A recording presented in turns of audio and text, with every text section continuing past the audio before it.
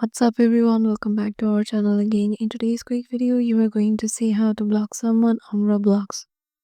So let me show you the steps you can follow to block any user uh, via mobile app or browser. Visit the user's profile page and select the three dots on the upper right.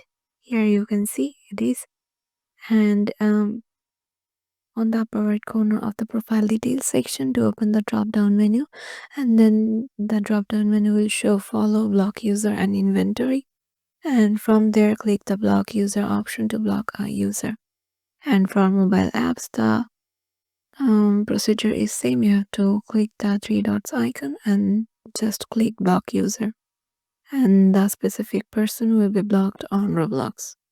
Hope this video will help you out, and make sure to give it a thumbs up and subscribe to our channel, and we'll see you in the next video.